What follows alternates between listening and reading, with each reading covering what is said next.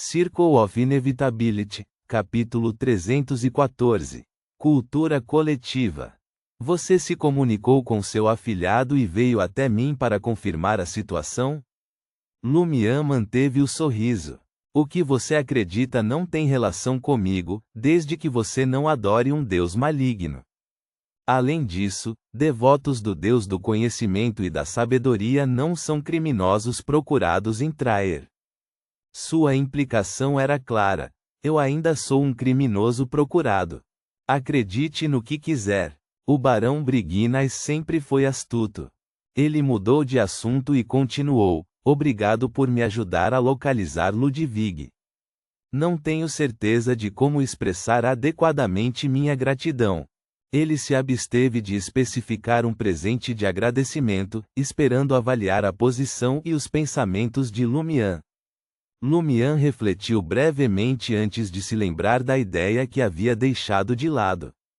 Conseguir que o Barão Briginas ajudasse com a leitura e o resumo não exigiu sua presença ao lado de Franca, Jenna e Anthony Reid. Ele poderia transmitir algumas informações, esclarecer no que precisava se concentrar e permitir que ele voltasse para casa para ler e transcrever. Da mesma forma, antes de Anthony Reid se comprometer a se juntar à perseguição do padre Guillaume Benet, o contato direto com Jenna e Franca não poderia ser permitido. Um escritório isolado poderia ser arranjado para ele mais tarde. Lumian olhou para o Barão Briginas e perguntou deliberadamente: você é proficiente em ler e redigir formulários? Os cadernos de Aurore denotavam que o caminho sob a Igreja do Deus do Conhecimento e da Sabedoria era rotulado como leitor.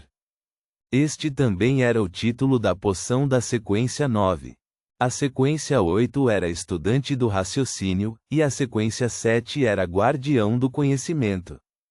Dado que o Barão Briginas raramente exibia habilidades especiais e, principalmente, utilizava seu intelecto excepcional, habilidades de combate acima da média e astúcia afiada para liderar o Savoy Mob, juntamente com sua fé atual, Lumian especulou que ele era um Beyonder do caminho do leitor.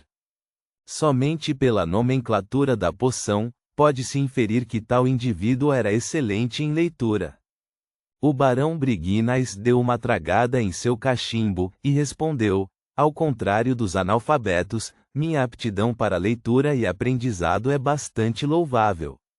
Ele não conseguia entender completamente as intenções de Ciel, mas suspeitava que Ciel estivesse bisbilhotando seu caminho Beyonder.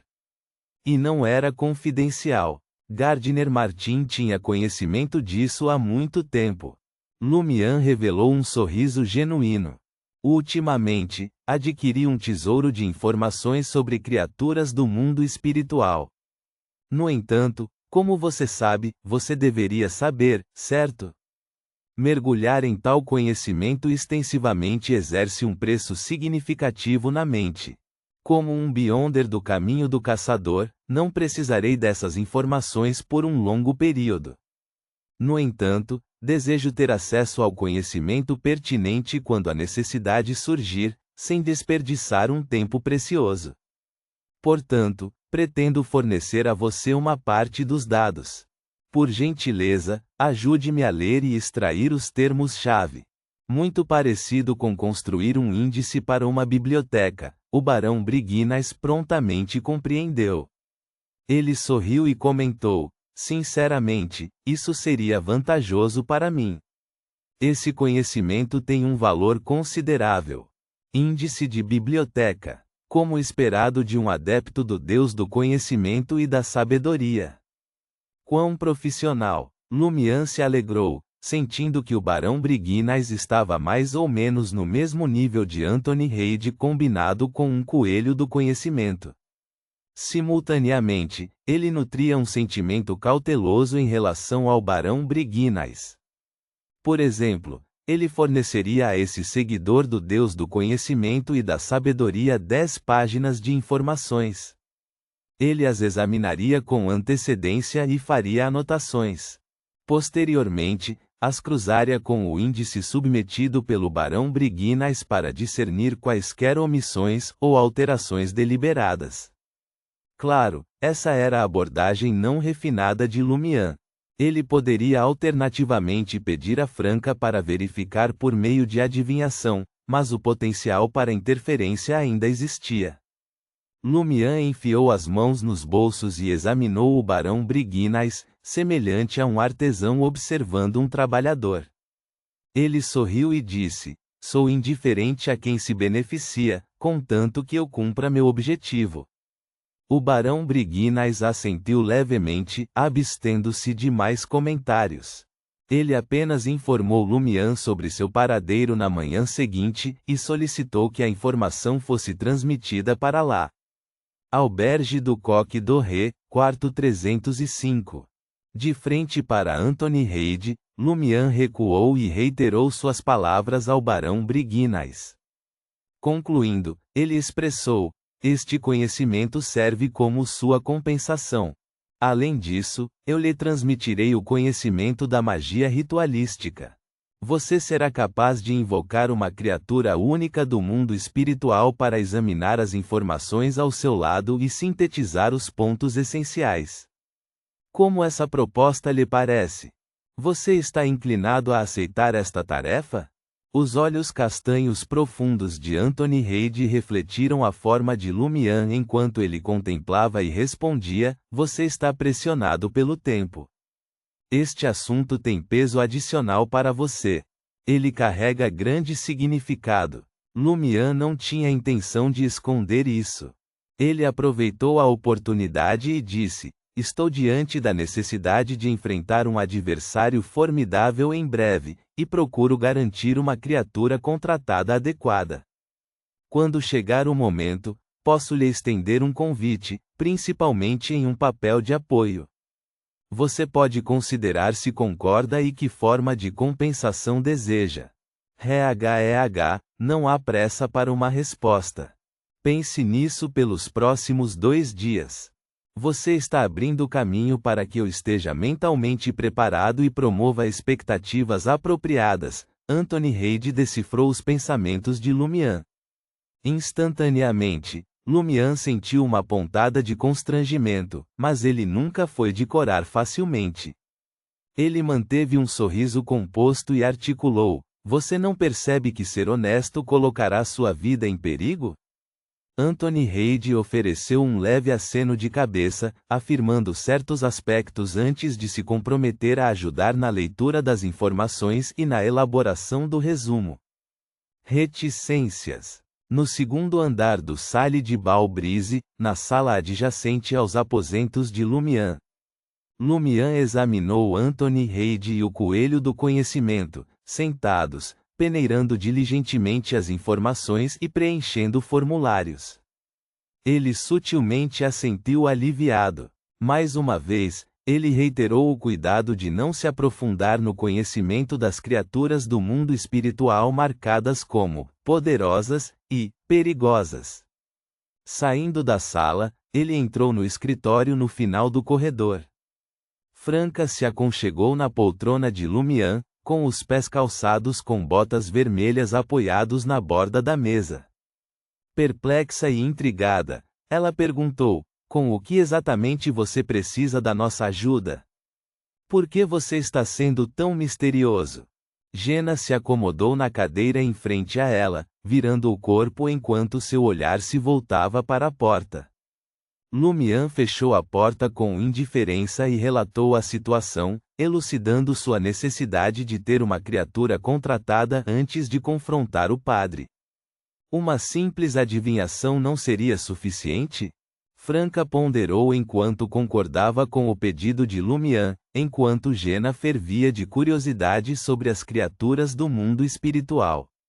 Em pouco tempo, Franca olhou para o trio de coelhos do conhecimento e Jenna, assim como Lumian, cada um absorto em suas respectivas tarefas de estudar documentos. A diversão impregnava sua voz, porque isso parece uma oficina em miniatura, e nós somos os trabalhadores. Parabéns, seus instintos estão certos. Lumian retrucou brincando. Eu também não estou examinando as informações e preenchendo formulários? Franca refletiu sobre isso e cedeu. Ela retomou seus trabalhos. E assim, eles persistiram até bem depois das 22 horas, pontuando seus esforços com inúmeras pausas, refeições, cestas, cochilos, para amenizar a tensão. Breves pausas precederam a convocação dos coelhos do conhecimento mais uma vez. Intermitentemente, durante seus curtos intervalos, Lumian observava Franca, Jena, Anthony Reid e o quarteto de coelhos do conhecimento. Ele permaneceu vigilante para evitar que eles ficassem muito absortos e para detectar quaisquer anomalias que pudessem experimentar. Jena chegou ao seu limite primeiro. Tendo recentemente ascendido a instigadora, ela não tinha se acostumado completamente aos efeitos da poção e estava lutando para conter a onda de poder. Seu estado estava abaixo do ideal. Anthony Reid seguiu o exemplo. Suas cicatrizes psicológicas eram profundas, tornando-o suscetível a certos desvios.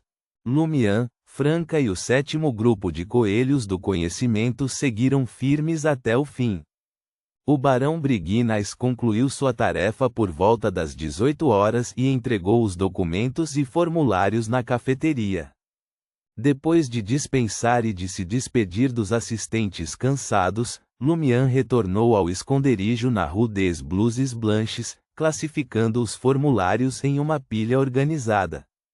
Examinando os papéis brevemente, ele confirmou o estado geral das coisas.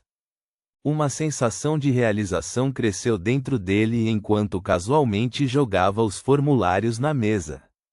A seleção imediata não estava em sua agenda. Seu plano era primeiro estabelecer um status de contratado e resolver os detalhes do contrato. Só depois ele consultaria o índice, prevenindo assim a probabilidade de tropeçar em uma criatura do mundo espiritual que correspondesse a seus critérios em todos os aspectos, mas não cumprisse as estipulações do contrato. Lumian descansou por um tempo antes de invocar um coelho do conhecimento e encarregá-lo de duplicar mais 2 formulários. Armazenando os 3 índices separadamente, o cansaço de Lumian era palpável. A perspectiva de se banhar parecia distante enquanto ele caía na cama e se entregava ao sono. Reticências. Às 6 da manhã, Lumian transbordava vigor, sem mostrar pressa em descer ao subterrâneo, arrumar um altar e implorar por uma bênção. Em vez disso, ele se engajou em seu regime habitual, correr, praticar boxe e cultivar seu equilíbrio mental. Por volta das 8 da manhã, estava diante da porta do quarto 207 do albergue do Coq Doré, com os ingredientes prontos. Após um breve debate interno, Lumian finalmente pegou a lâmpada de carboneto, embora não precisasse mais de equipamento de iluminação especializado, ele era, em essência, um modelo dessas habilidades. Sua aspiração baseava-se na suposição inicial de seus inimigos de que ele não tinha visão noturna e era inepto em gerar luz. No submundo de Traer, diversos rituais já ocorreram. Lumian arrumou rapidamente o ambiente úmido e escuro, posicionando uma vela com infusão de sangue sobre a pedra do altar. Assim que ele concluiu a santificação da adaga de prata e se preparou para lançar uma parede espiritual, passos fracos chegaram aos seus ouvidos. Os sons reverberavam dentro da passagem subterrânea, aparentemente não muito distante da mina atual.